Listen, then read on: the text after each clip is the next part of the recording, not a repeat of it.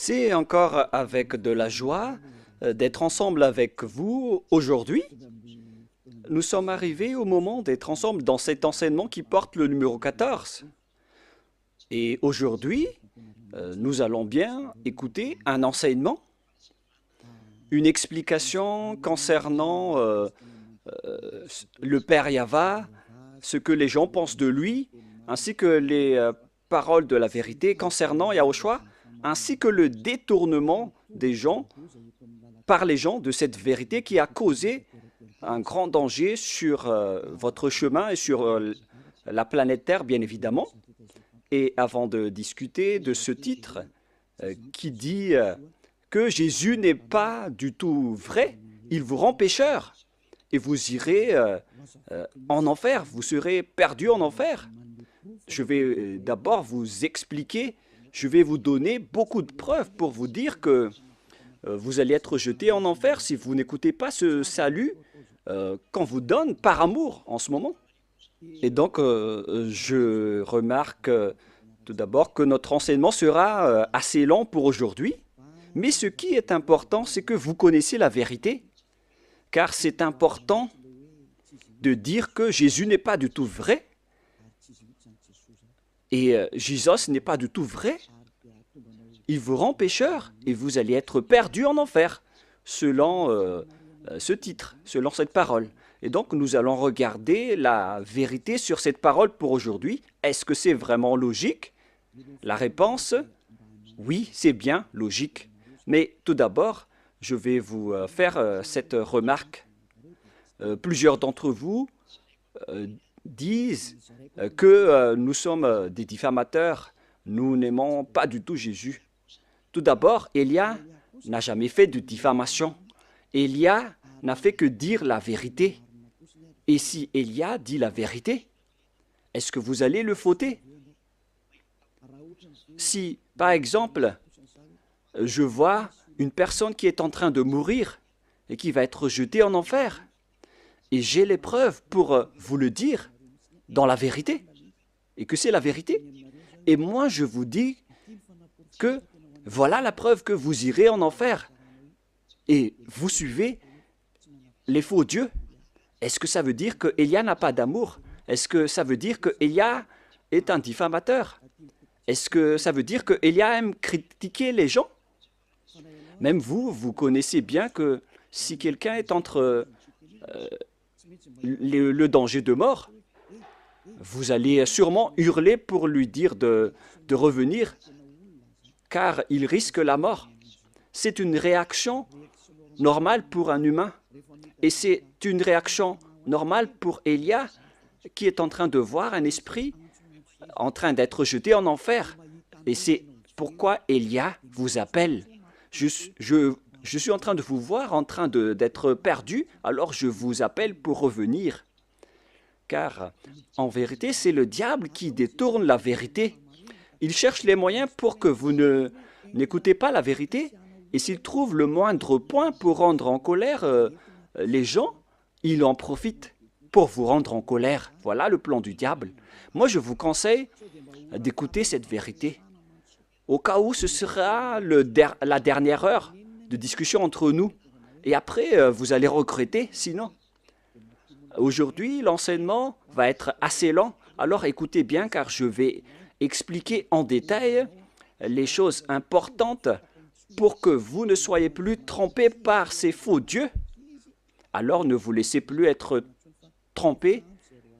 Ça suffit maintenant, ces 2000 ans où on vous a fait jeter en enfer. Ça suffit maintenant.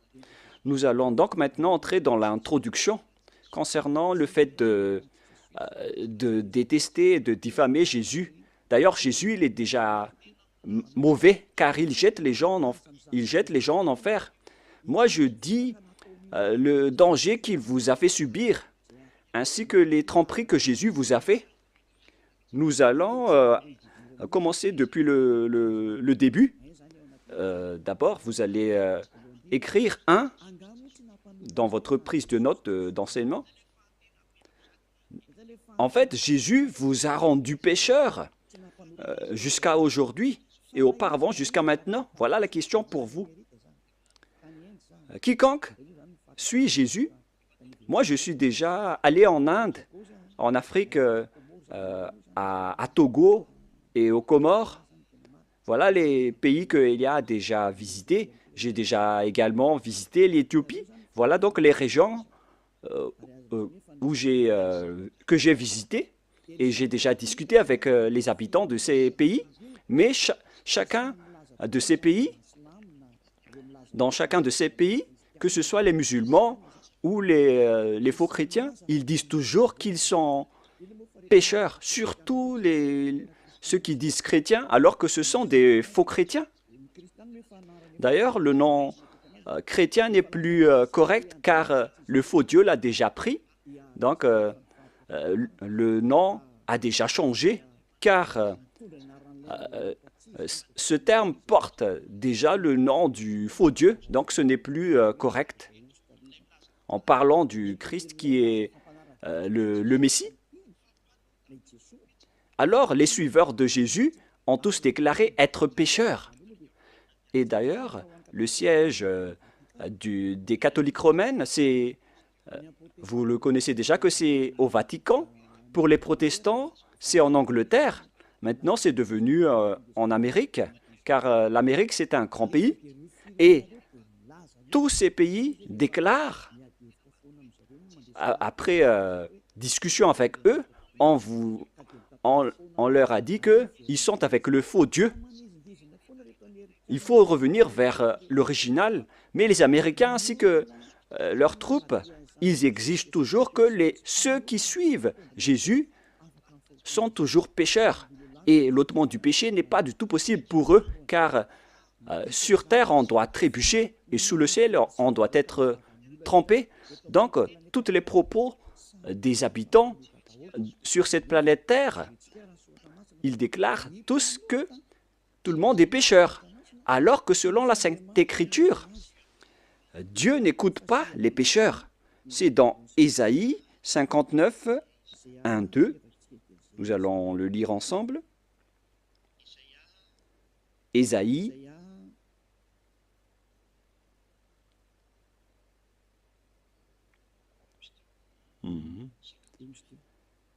59.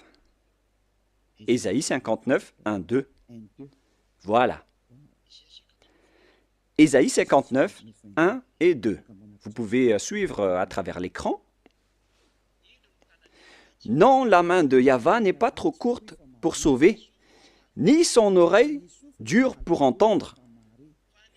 Mais ce sont vos crimes qui mettent une séparation entre vous et votre Dieu, et ce sont vos péchés qui vous cachent sa face et l'empêchent de vous écouter.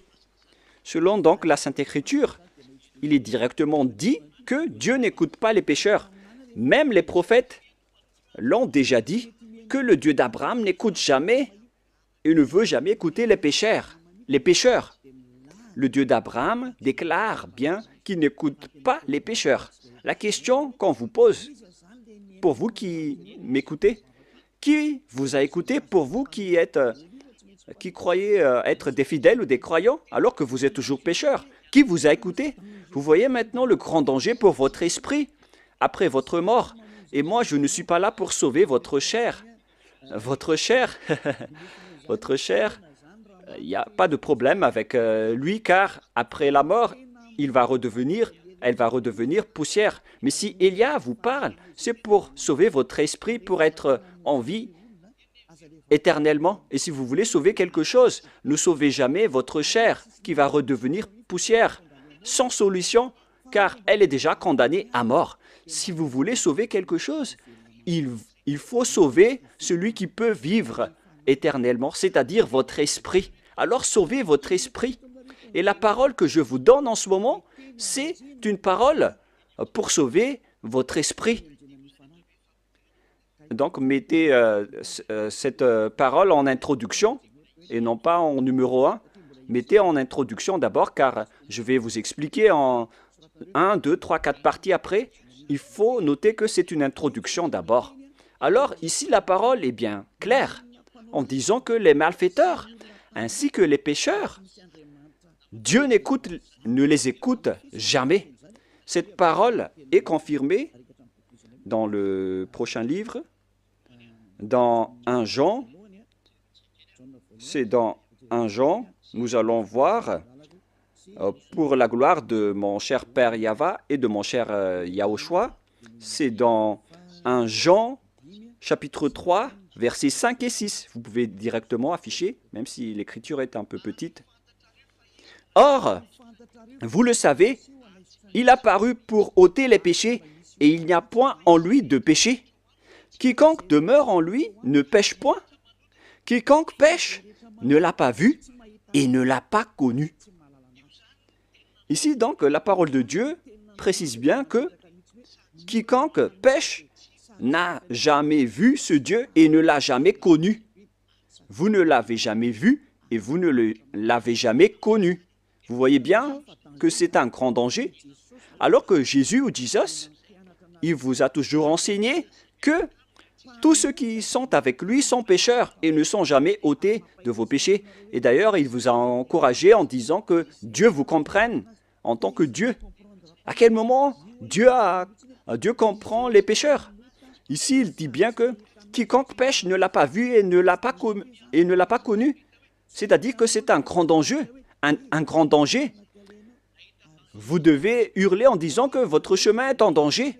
Voilà, Élia, il a vu le danger. Il vous appelle pour revenir rapidement car vous faites fausse route. Vous allez être tué par les diables en enfer. Et dans le verset 8, il y a encore pire. Voilà ce qui est plus grave. Écoutez bien. Verset 8, 1 Jean 3, 8. Celui qui pêche est du diable, car le diable pêche dès le commencement. Vous voyez ainsi, les pécheurs, selon la Sainte Écriture juive, ils viennent du diable.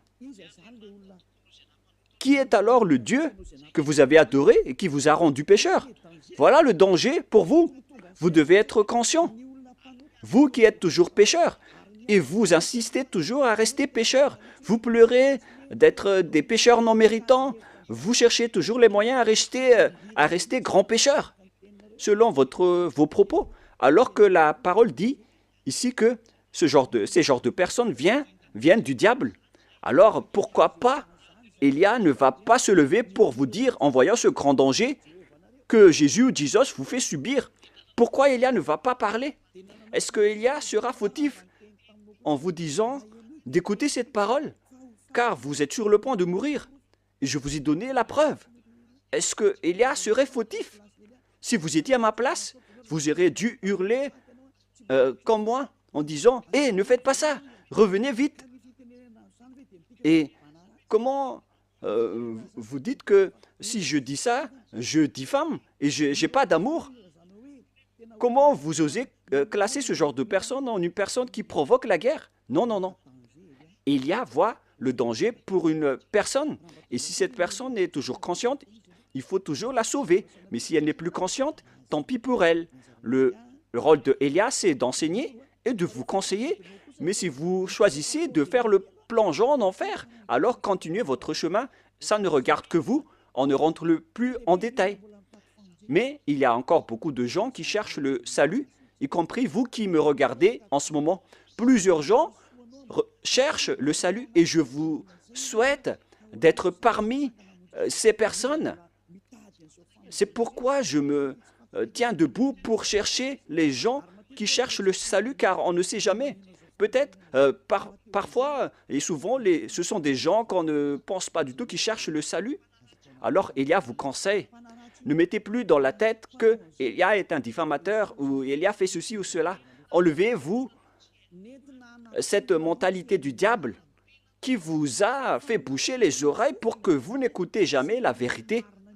Une fois que Élia est là pour vous sauver, c'est Élia qui est arrivé parmi vous, ce que tout le monde entier a tant attendu, en disant que Élie va arriver. On parle de Élia, celui que vous voyez en ce moment. Il va sauver les gens pour revenir le cœur du Père Yahva vers les humains et faire revenir vos cœurs auprès du Père Yahva pour que vous ne péchez plus.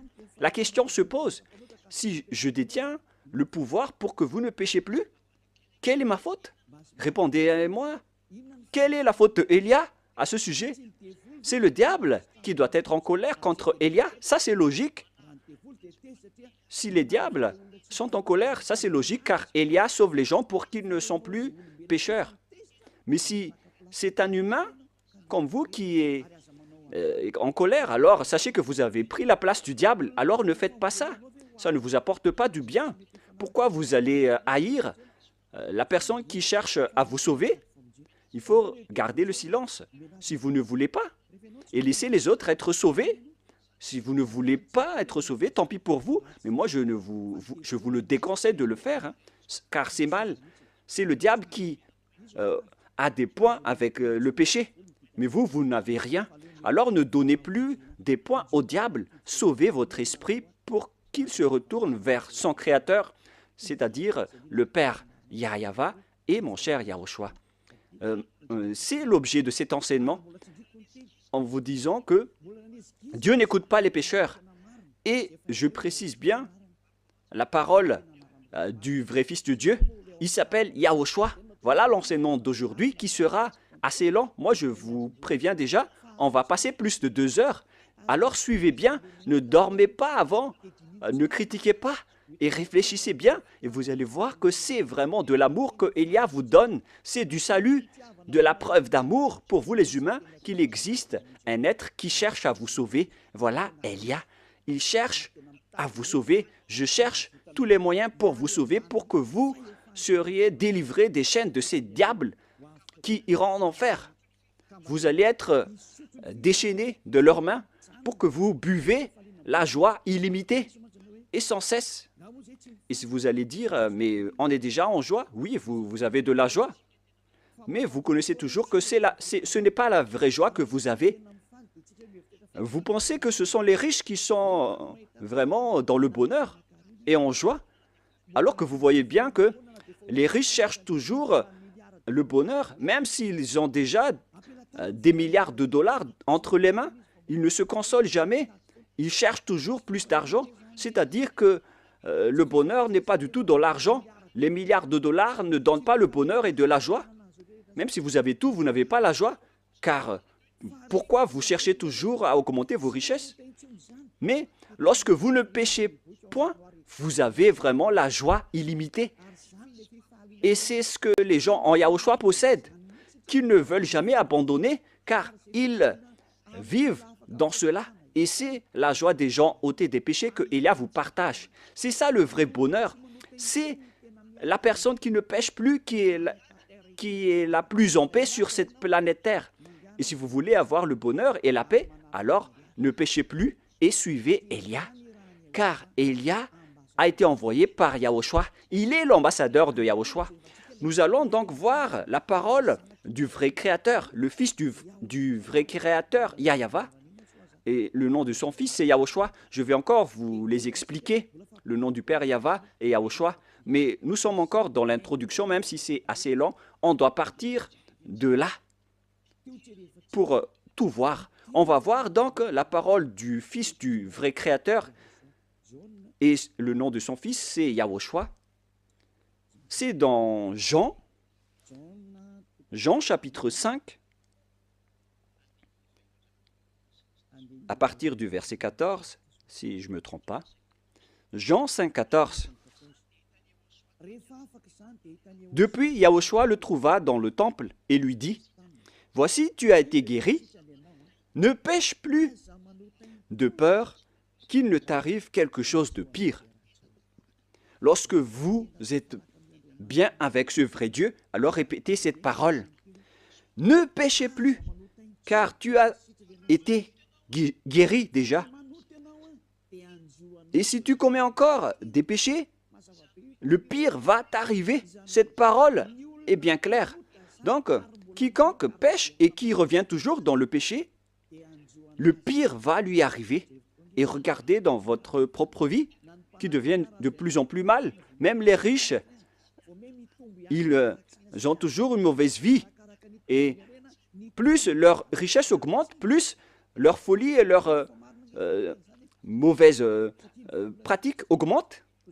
Car c'est l'argent qui est la source du mal. Et tous ceux qui cherchent activement l'argent vont sombrer dans la grande tristesse, alors que les faux dieux n'ont rien à faire, à part le miracle, les prodiges et les bénédictions. Et si vous allez dire, donc vous n'avez pas besoin d'argent? Non, je n'ai pas dit ça, mais il ne faut plus avoir ce genre de mentalité. Ce Dieu a dit qu'il faut que vous vous consolez de ce que vous avez entre les mains. Ne creusez pas toujours avec votre tête, car au final, vous allez faire autre chose, jusqu'à faire des trafics humains, des trafics d'argent, des trafics d'organes, des kidnappings, des escroqueries, car vous cherchez toujours de l'argent et ça, vous allez terminer ainsi.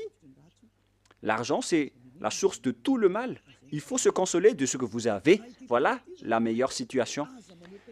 Cette parole dit qu'il ne faut plus jamais pécher. Tu as été guéri, ne pêche plus, de peur qu'il ne t'arrive quelque chose de pire. Mais regardez votre propre chemin. Vous qui dites que vous avez été guéri par Jésus, vous avez eu ces bénédictions. Où est-ce que vous êtes allé? Est-ce que vous êtes déjà ôté des péchés? Alors que le Fils de Dieu, le vrai Fils de Dieu, a dit qu'il ne faut plus jamais pécher. Mais Jésus ou Jesus n'a jamais réussi à faire cela. Il faut juger juste. Est-ce qu'il a réussi à faire cela ou pas? Et vous allez tous dire, y compris vos religieux pasteurs et prêtres, ils ont toujours déclaré dans l'émission de la télévision de Yahushua qu'aucune personne ne peut être ôtée de ses péchés. Voilà, lorsque vous adorez Jésus ou Jesus, alors que la Sainte Écriture dit qu'il ne faut plus jamais pécher. Vous voyez la contradiction? C'est la preuve que Jésus n'est pas du tout vrai. Il vous rend pécheur et il vous jette en enfer. Élia vous dit aujourd'hui de quitter ce faux Dieu. Je vous attire, vous tous qui êtes conscients, ne mettez plus les pieds dans leurs églises. Ce n'est plus correct, mais si vous voulez tuer votre âme en enfer, alors continuez ainsi. Car le péché vient du diable et les diables habitent en enfer. Moi, j'ai été envoyé pour vous ramener au ciel des cieux et c'est normal que je vous dis de ne plus aller avec ces faux dieux. Et les gens que Élia appelle, ce sont les gens qui veulent être sauvés. Si vous ne voulez pas être sauvés, alors ne suivez pas mes paroles. Mais les gens qui veulent être sauvés, ils écoutent la parole de Élia et il dit, mais comment réfléchir à cette parole qui dit qu'il ne faut plus pécher alors que j'étais toujours pécheur? La comparaison oblige. L'autre dit qu'il faut pécher et l'autre dit qu'il ne faut plus pécher. La logique, c'est de suivre celui qui ne pêche plus. Voilà la vérité. Automatiquement, la décision, c'est de vous rapprocher de celui qui ne pêche plus. Et celui qui a porté cette parole, c'était seulement Élia sur votre planète Terre. Et on m'a persécuté pendant 40 ans, pendant que j'ai fait les œuvres de Yahushua à ce sujet. On m'a persécuté. C'est pour vous dire que Élia est venu par amour, mais ce sont les diables qui le détestent et qui vous rendent en colère. Alors ne vous laissez plus être provoqué. Écoutez la vraie parole maintenant. Écoutez la parole de Élia.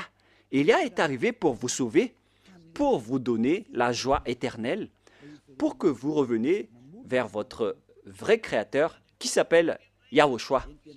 Et je vais encore ajouter une autre parole, car cette parole a été répétée 2 fois et non pas seulement une fois. Selon Jean, chapitre 8, Jean, chapitre 8, à partir du verset 11, nous allons lire ensemble. Quelle était encore la parole du Fils de Dieu à ce sujet? Elle répondit, « Non, Seigneur. » Et Yahushua lui dit, « Je ne te condamne pas non plus. Va, et désormais, ne pêche plus. » Cette parole est revenue 2 fois en disant « Ne pêche plus ». C'est ça donc qu'on doit suivre. Et Élia possède cette qualité ainsi que tous ceux qui suivent Élia. Il ne pêche plus. C'est vraiment une chose qu'on désire. Hein. Ce sont les diables qui détestent cela. Alors que c'est une bonne chose pour tout humain. Et Élia appelle les humains. Car vous cherchez ça en allant à l'église. À quoi bon d'aller à l'église? Votre objectif d'aller là-bas, c'est de ne plus commettre de péché. Mais puisque en allant là-bas, vous avez cherché des miracles et des prodiges, alors c'est normal que vous n'avez pas vu la vérité, car l'endroit que vous fréquentez, c'est avec Jésus et Jésus. Et sachez que le plan de ce Dieu n'est pas pour faire des miracles ou des bénédictions, mais son sujet, c'est le péché. Mais alors, si vous avez le miracle, si vous êtes guéri, si vous restez toujours pécheur, alors ça ne sert à rien. Si vous êtes pécheur, alors vous n'êtes pas avec ce vrai Dieu. C'est logique que vous êtes avec le diable. Même vous-même, vous allez prendre une décision que c'est la bonne réponse, que Dieu n'écoute pas les pécheurs. Alors, qui vous écoute dans votre église? Est-ce que vous avez déjà posé cette question? Car si c'est celui-là le vrai Dieu qui n'écoute pas les pécheurs et que les pécheurs viennent du diable, alors l'endroit que vous fréquentez, c'est un endroit qui appartient à qui? Et vous vénérez qui? Vous priez à qui? Le schéma est très grave. Ce n'est pas de la diffamation. Si vous réfléchissez bien, vous allez déduire que la parole de Élia est vraie. Vous devriez même remercier Élia, car Élia est venu pour vous sauver. Et mes paroles ôtent les péchés que les autres religions n'ont pas réussi à faire jusqu'à maintenant. Ce sont seulement les envoyés du ciel des cieux qui peuvent sauver les gens, comme Yahushua, mon cher grand frère. Mais vous, entre humains, entre pécheurs, comment est-ce possible que vous allez réussir à vous délivrer entre vous-mêmes? Par exemple, entre prisonniers, vous êtes prisonniers ensemble. Comment l'autre prisonnier peut vous libérer? Il faut que c'est une personne venant de l'extérieur qui vous libère. La personne qui est prisonnière avec vous reste collée avec vous en prison. Et pareil, ce sont les personnes qui ne sont pas pécheurs qui peuvent sauver les gens pécheurs. Ça, c'est logique. Ce sont les gens à l'extérieur de la prison qui peuvent libérer les gens à l'intérieur de la prison et non pas les gens qui sont à l'intérieur de la prison. Ce ne sont pas les personnes pécheurs qui peuvent sauver les autres personnes pécheurs. Ce sont les envoyés, les êtres qui ne sont pas pécheurs, qui peuvent sauver les personnes pécheurs. C'est pourquoi Élia est arrivé. Alors, n'écoutez plus les faux dieux, car au final, ce vrai Dieu va être en colère contre vous, car on est en train de vous sauver. Pourquoi vous faites encore de grands propos? Maintenant, nous allons entrer dans la deuxième partie, après cette explication, après cette corps d'introduction, qui a dit que Dieu n'écoute jamais les pécheurs. Les pécheurs viennent du diable. Et tout ce que vous faites en tant que pécheur vient du diable. Alors n'écoutez plus ces derniers, écoutez vraiment le vrai Dieu. Maintenant, nous allons expliquer le sujet concernant le Dieu Père que vous avez changé en Jéhovah ou Yahou pour certains. Mais c'est quoi ce pire danger que vous avez fait? Pourquoi Élia vous parle de ce grand danger? C'est vraiment pire, car le Dieu d'Abraham, il a sorti la parole comme quoi il ne faut jamais profaner son nom. C'est vraiment un pire danger, donc, de changer ou de transformer son nom. Certains disent que ce n'est pas le nom qui est important, c'est la parole qui est importante. Il y a certains qui disent cela en appuyant avec des versets. Si c'est la parole de notre... sachez que la parole de notre Père est incontestable.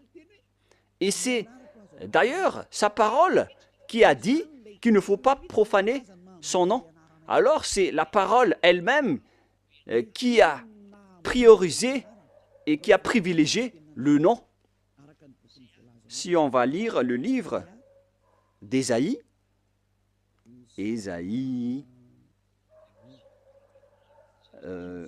c'est dans le chapitre 48, 11, si je ne me trompe pas. Ah, où elle est passée? Voilà. Ésaïe 48, 11. Voilà la parole. Ésaïe 48, 11. Pour répondre aux gens qui ont dit que Le nom n'est pas important, c'est la parole qui est importante. Nous allons entrer dans tous ces sujets avec le sujet des 10 commandements, le sujet de Yahushua. Les gens aussi parlent de Elia. C'est pourquoi on va parler de tous ces sujets. C'est pourquoi notre enseignement va être lent. On va passer plus de 2 heures, même en 3 heures. Et si vous allez dire pourquoi on ne va pas écouter jusqu'à cette durée, mais wow, les esprits qui ont soif d'être sauvés, ils écoutent la parole de Elia. C'est vraiment merveilleux d'écouter la parole de Elia. Hein. Et vous allez voir que c'est vraiment de la joie de voir Elia, car Elia va emmener des gens pour être sauvés au ciel des cieux. Cet objectif est vraiment magnifique. Le fait de vous emmener au ciel des cieux et de vous enlever de la chaîne des diables, ainsi que des péchés, car ni les prêtres ni les pasteurs n'ont pas réussi à ôter les gens de leurs péchés. C'est Élia seulement qui a réussi à le faire. Et tous ceux qui sont avec Élia sont vraiment et complètement libérés, car Élia a vraiment été envoyé par le Dieu d'Abraham, qui s'appelle Yahweh. On revient à la parole. C'est par l'amour de moi, pour l'amour de moi, je veux agir. Car comment mon nom serait-il profané? Vous voyez que le nom est important. Il ne faut pas profaner son nom. Alors il faut restituer son nom. Je ne donnerai pas ma gloire aux autres. Donc si vous avez changé son nom en Jéhovah ou Allah par exemple, déjà son nom a été changé. Donc vous êtes en train de donner gloire aux autres dieux. Que ce soit Jéhovah ou Allah. Voilà donc le nom des dieux des autres. Alors qu'il dit bien que il ne faut pas profaner mon nom et je ne donnerai pas ma gloire aux autres. Il faut alors restituer son vrai nom. Il s'agit de sa parole. Mais les religieux étranges, bizarres, ont dit que ce n'est pas le nom qui est important, c'est la parole qui est importante. Alors que ici, c'est la parole elle-même qui précise que le nom est important pour le Dieu d'Abraham. Il ne faut pas toucher à mon nom, les gens, selon le Père Yahweh. Mais si vous voulez me déclarer la guerre, alors faites-le. Il dit ici qu'il ne faut pas profaner mon nom. Hélas, on a profané mon nom. Et tous ceux qui changent le Père Yahweh le rend en colère. Si vous voulez le rendre en colère, alors changez son nom. Si vous ne voulez pas lui donner gloire, alors changez son nom. Et il va être en guerre contre vous, car déjà, Élia vous enseigne déjà la vérité. La loi que nous voyons ici est claire. Il ne faut jamais changer son nom. Dieu est vraiment exigeant avec son nom. Il ne faut pas profaner son nom. Lorsque vous changez son nom, c'est-à-dire qu'en même temps, vous profanez son nom en changeant en nom d'autres dieux et vous donnez sa gloire aux autres. Au lieu d'appeler Yahweh, vous avez appelé Jéhovah ou Allah. Ce n'est pas du tout correct. Je vais vous donner la preuve. Pour vous qui dites que, pourquoi vous dites que notre Dieu est faux? Qui est le vrai Dieu selon vous?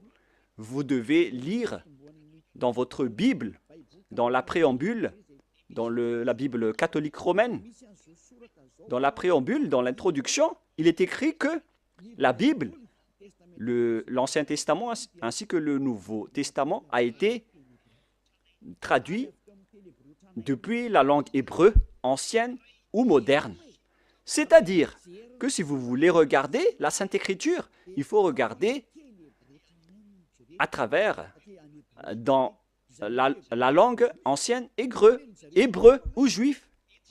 Donc, puisque la langue hébreu appartient aux juifs, alors il ne faut pas que ce sont les Français qui maîtrisent le malgache plus que les malgaches en disant que les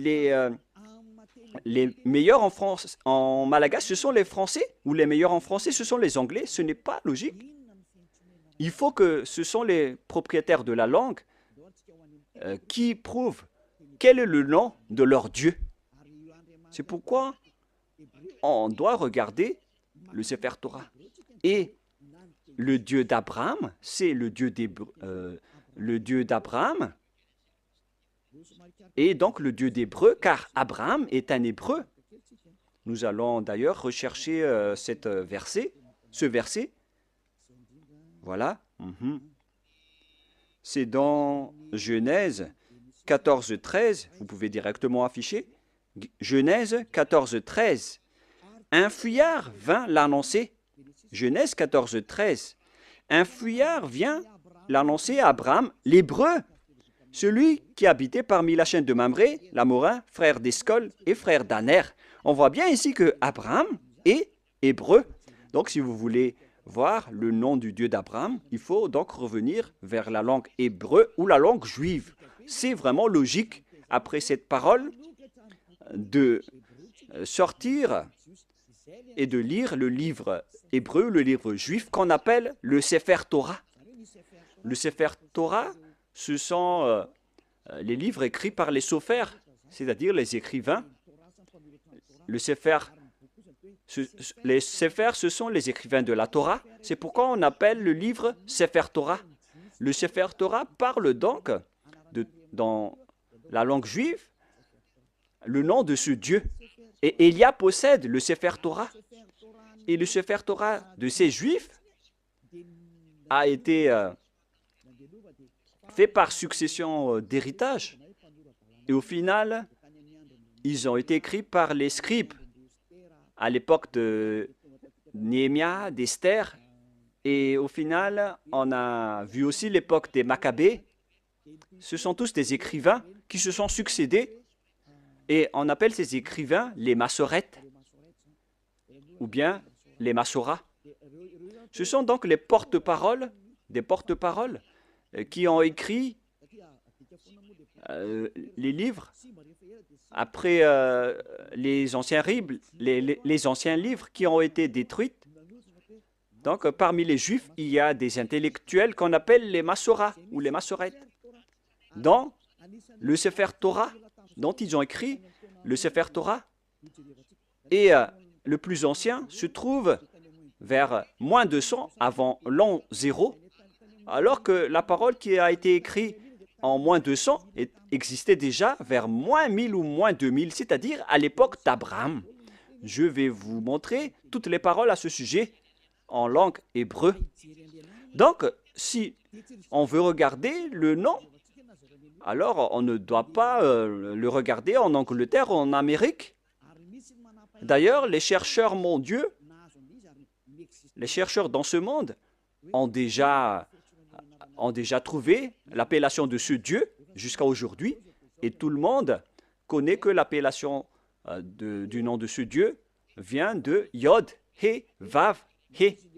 Ou bien, selon les gens, YH, WH. Et je rectifie directement, le bon terme c'est YHVH et non pas YHWH. Nous allons d'abord, je vais d'abord vous enseigner, après nous allons enseigner le livre hébreu. Nous allons donc, je vais d'abord vous enseigner d'abord.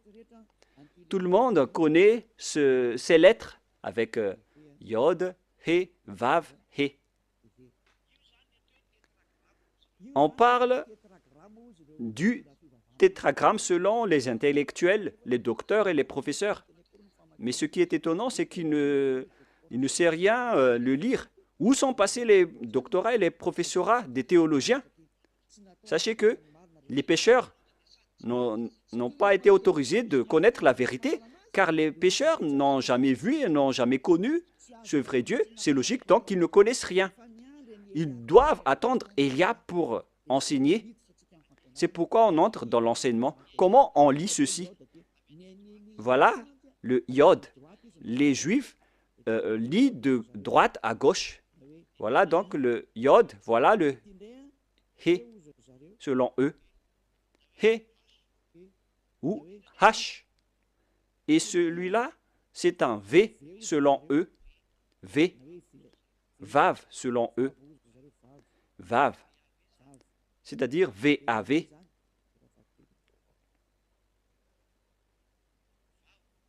Vav. Et voilà le He qu'on a déjà vu, ou H. c'est ce qui donne le mot. Et si on va lire de droite à gauche, et moi je vais répéter maintenant, Yod, He, Vav, He.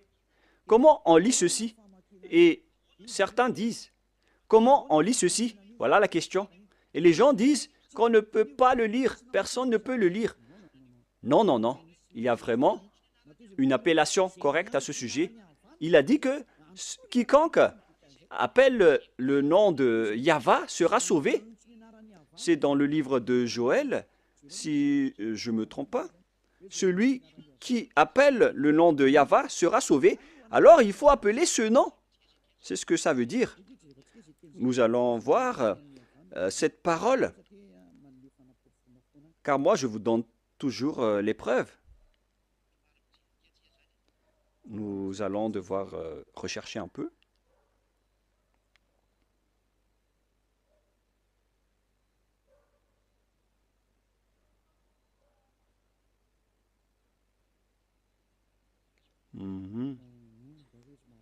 Je vais d'abord rechercher cette parole rapidement.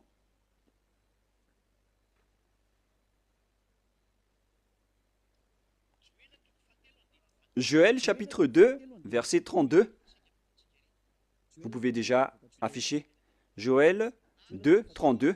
Alors quiconque invoquera le nom de Yahva sera sauvé. Donc, il faut appeler ce nom. Cette parole est claire. Quiconque invoque son nom sera sauvé. Et pour ceux qui disent que personne ne peut appeler son nom, c'est faux. Vous voyez la contradiction avec la parole?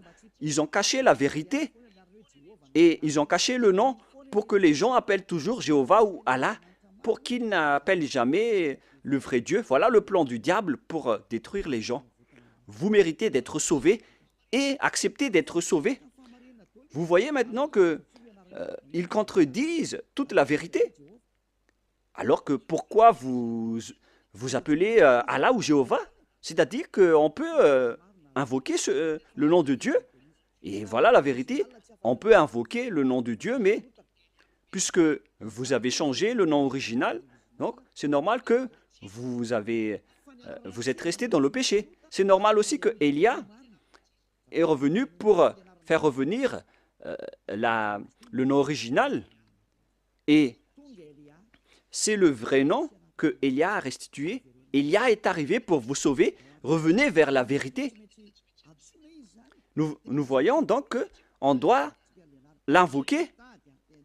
Et, excusez-moi, Élia n'a pas besoin de le chercher. Il connaît le nom de son père qui a envoyé Élia. Je connais celui qui m'a envoyé. Je connais son nom. Je n'ai pas besoin de chercher son nom, car je connais le nom de celui qui m'a envoyé. Mais là, je suis en train de vous donner la preuve dans votre livre. Le prophète Moshe l'a déjà écrit, et je vais donc vous le donner. Nous voyons ici maintenant, nous allons voir maintenant le livre hébreu, le livre juif, qu'on appelle le Sefer Torah. J'espère que l'image sera assez grande pour bien vous montrer. Voilà le Sefer Torah, écrit par les Massorètes ou les Massoras. Voilà. Au coin, on voit le terme hébreu massorétique texte. C'est-à-dire que ce sont ces massorètes qui ont sorti l'enseignement et le livre. Ce sont des intellectuels, ce sont des coordonnateurs, y compris Ezra, Néhémia, vers l'ancienne époque, vers moins 400. Et après, ils ont été succédés par les autres. On parle de date approximative. Ce n'est pas précisé. Et après, il y avait aussi les écrivains qu'on appelait les Maccabées. Mais la parole que je vais vous donner, ce sont la parole des Massorètes que nous allons lire dans Exode ou Shemot en hébreu. Shemot chapitre 15, verset 2. Voilà, nous avons la version française. Et l'hébreu va sortir après. Shemot chapitre 15, verset 2 et 3. Pour vous qui possédez le livre hébreu ou la livre hébreu, vous pouvez lire celle-ci. Exode 15, 2 et 3. Voilà la langue hébreu qu'on voit ici. Nous allons un peu traîner dans cette partie, mais ce n'est pas grave car c'est le bon départ. Et voilà le rôle de Elia, il va restituer le nom avec cette base. Voilà donc l'écriture en griffe, en violet. Voilà. Avziv, Vzimrat, Ya. Voilà donc la translittération en jaune. Avziv, Vzimrat, Ya, Valim, Ishwa, Vajim, Valveu, Varum, Menu. Voilà la lecture en langue hébreu. Pour vous qui lisez en hébreu, la traduction est à côté.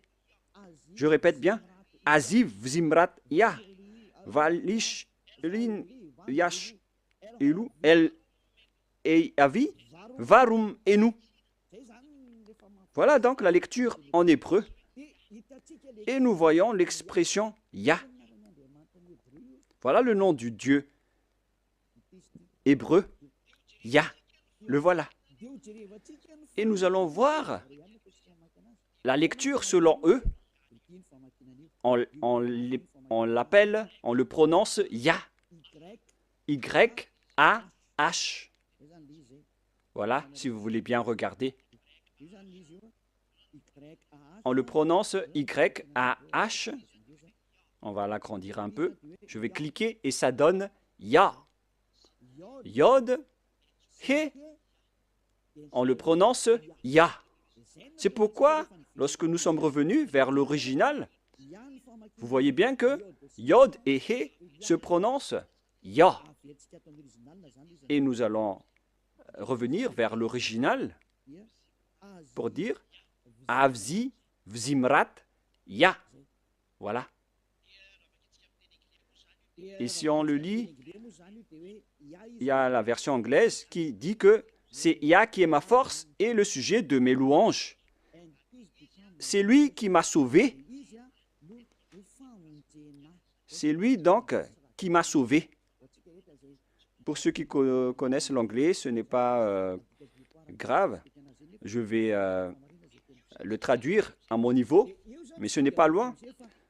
Mais ce qu'on voit ici, c'est que la bonne prononciation de Yod et He, c'est Ya. Souvenez-vous bien de cela. Lorsque vous voyez les formes Yod et He, comme ici au milieu, et je vais cliquer, et il va sortir ici. Lorsque nous voyons la forme Yod et He, que je vais d'ailleurs capturer en photo pour qu'on les enseigne en particulier, puisqu'on va continuer à traîner un peu dans cette partie. Donc, voilà, je peux bien vous expliquer. Voilà. Et lorsque si nous allons prendre cette image, voilà le Yod et voilà le He. Le voilà. Voilà le Yod ou Y. On va écrire en rouge Y. Et voilà le He. Ou bien le H. C'est le H. Lorsqu'on a rassemblé la prononciation de Yod et He, ça donne I, A, H ou Ya. C'est-à-dire, lorsqu'on lit, ça donne le mot et l'écriture Ya. Oh, c'est devenu trop rouge. Ya. Voilà. Et c'est Ya qui est devenu la bonne prononciation au final.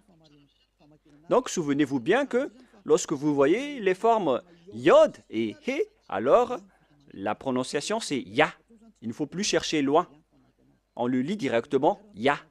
Et comment on lit maintenant le Yod, He, Vav, He? Comment on prononce ce mot? On va le faire petit à petit. Nous allons entrer maintenant dans la leçon suivante. Yod. Où elle est passée déjà? On doit regarder à la fin. Voilà. Nous allons revenir un peu avec la parole. Ah, ça a un peu bugué. Nous allons entrer dans la troisième partie pour voir le nom du vrai Dieu. Il a dit, Yah est ma force et le sujet de mes louanges. Et dans le livre des psaumes, on dit Alléluia. Pour donner gloire au Père Yahva, on dit Alléluia. C'est-à-dire gloire au Père Yahva. Il n'a jamais dit que c'est Alléluia. Vous voyez vraiment la grosse erreur des humains. Ça a été transformé en Alléluia, alors que dans votre Bible, c'est Alléluia. Et le nom du Père Yahva, son vrai nom, c'est Yahva. Donc, on va lire l'autre nom, car on a déjà vu Yah. Vous voyez donc, à travers cette remarque, avec le Alléluia, que son nom, c'est vraiment Yah. Voilà donc, en troisième partie, on parle ici de Yahva Shmo. Je vous le dis directement, mais ici, vous voyez d'abord Yod, He. Voilà. Et même les sens ont tous été changés. C'est pourquoi on est là pour les rétablir à la normale. Après les fausses translittérations, ils ont créé le nom de Jéhovah ou Yehovah, alors que ça n'existe pas du tout, cette prononciation. Alors, quelle est la bonne translittération? Voilà donc les mauvaises translittérations à cause des changements des humains. Ils ont changé carrément. Alors, on voit dans le verset 3, la lecture juive, c'est Yahva. La lecture de Yod He Vav He, que je vais prendre en photo également pour vous lire, c'est vraiment facile. Hein? Une fois que vous avez connu cet enseignement, vous allez être ôté de vos péchés et vous ne péchez plus jamais. C'est le rôle de Elia de vous restituer la vérité pour que vous la connaissez. Nous allons continuer maintenant. Voilà le Yod He que nous allons écrire en rouge. Voilà donc le sens. Et nous savons tous que Yod et He veut dire Yah. On n'en parle plus. C'est déjà clair. Jusque-là, on connaît que c'est Yah. Et qu'en est-il du Vav et de He? Vav ou W, A et H. Yahva. Comment on prononce ce W? Car il y a des gens fous qui ont créé Yahvé et certains ont aussi créé Jéhovah ou bien Yahou. Quelle est la bonne prononciation selon les Juifs de ce W? On pose la question à ce W, quelle est ta bonne prononciation? Car tous les humains sont en réflexion à ce sujet. Elia ne réfléchit plus à ce sujet car j'ai déjà connu ce nom depuis chez nous. C'est pourquoi mon nom, Ziadia Elia. Ce nom ne vient pas de chez vous, ça n'existe pas chez vous. C'est un nom qui vient de chez nous. Ziadia Elia. Et nous vous enseignons le nom de celui qui nous a envoyé, le Dieu Père qui est assis sur sa grande trône, la grande lumière qui nous a envoyé, notamment Elia qui est arrivé parmi vous, qui vous dit la vérité et qui vous restitue la vérité qui est écrite dans votre livre. Voilà ce qui est écrit, mais que vous avez changé en autre chose. Il est bien précisé que la parole dit que c'est Yahva Shmo. Comment on lit vraiment le W en hébreu? Car on a déjà vu Yah, on a déjà vu Va. Est-ce que c'est Wa, la prononciation, comme avec les Anglais, ou est-ce qu'on le prononce Va? Et moi, je vous donne déjà la réponse que la bonne prononciation, c'est Va. Là, c'est clair. Nous allons enchaîner avec cette prochaine leçon. Pourquoi Elia exige que le nom doit être Yahva? C'est vraiment son appellation. au ciel des cieux. Et c'est pourquoi les gens sont ôtés des péchés après avoir invoqué le nom de Yahva. Et quiconque invoque le nom de Yahva sera sauvé et sera ôté des péchés après le baptême en Yahushua. Nous allons encore en parler après. Et voilà, donc, la parole est claire. Avec la prononciation de ce W, nous allons maintenant voir la bonne prononciation de ce W en langue hébreu. Et nous allons le voir dans Wikipédia, qui regroupe plusieurs intellectuels partout dans le monde. Moi, je précise bien que Elia connaît déjà que la prononciation de ce nom, c'est Yahva, depuis chez nous. Alors que vous aussi, les intellectuels sur Terre, vous connaissez aussi l'appellation. Donc, il faut regarder avec les propriétaires de la parole. Il ne faut pas que ce soit vous, les Malagasy, les Français ou les Anglais, qui va faire sortir la parole. Il ne faut pas faire ce mauvaise aventure. Il faut revenir avec les propriétaires de la langue. Allons-y alors. Patientez un peu car je vais encore chercher le verset. Ah, je l'ai encore égaré. Voilà. Patientez un peu car je vais regarder le verset. Et les techniciens, vous pouvez directement afficher après pour que ça soit magnifique. Voilà, vous pouvez afficher maintenant. Je l'ai retrouvé. Il s'agit donc d'une autre déclaration qui dit que, selon Wikipédia, d'après wikipedia.org, que vous voyez ici, wikipedia.org, une plateforme qui regroupe tous les intellectuels partout dans le monde concernant les alphabets hébreux. On ne va pas parler anglais, on va faire sortir la parole, on va montrer la parole. Selon eux, le script type veut dire, on l'a vu, vers la période moins 200 à moins 100 avant Yahushua jusqu'à présent. C'est-à-dire, ça a débuté depuis moins 200 jusqu'à moins 100, jusqu'à aujourd'hui. C'est-à-dire que c'est parti de l'ancienne époque. Si je ne me trompe pas, où elle est passée déjà?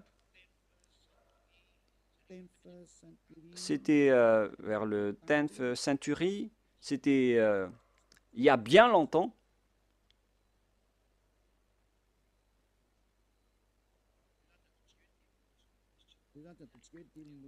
On va partir de ce second, c'est-à-dire vers moins 200, moins 180, moins 170, moins 150, jusqu'à moins 100, moins 80, moins 70, jusqu'à aujourd'hui,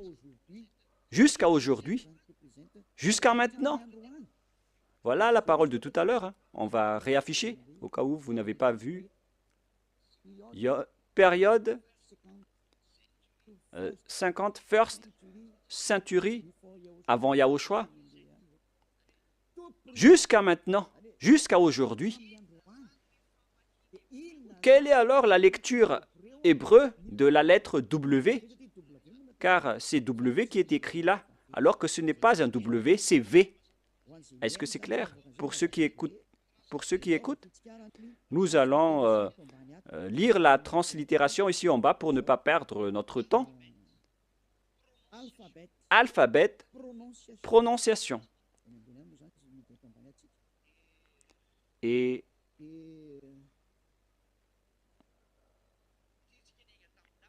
puisque nous sommes partis des dates jusqu'à aujourd'hui, comment garder l'appellation, la prononciation de la lettre W jusqu'à aujourd'hui? Si ça existait déjà depuis moins 200 et depuis l'ancienne époque, comme je vous ai déjà dit, avec l'époque de Néhémie, de Ezra, vers moins 300, moins 400. Et pourquoi, vous qui êtes récemment arrivé, pourquoi vous dites qu'on va le changer ainsi? Mais si vous n'êtes pas ôté des péchés, sachez que vous irez en enfer. Moi, je vous montre la vérité en ce moment. Alors, nous allons voir comment on lit ce W. Voilà. Ici, on voit le Vav, la lettre V. Le trait que je vous ai enseigné, du côté gauche, on le prononce V.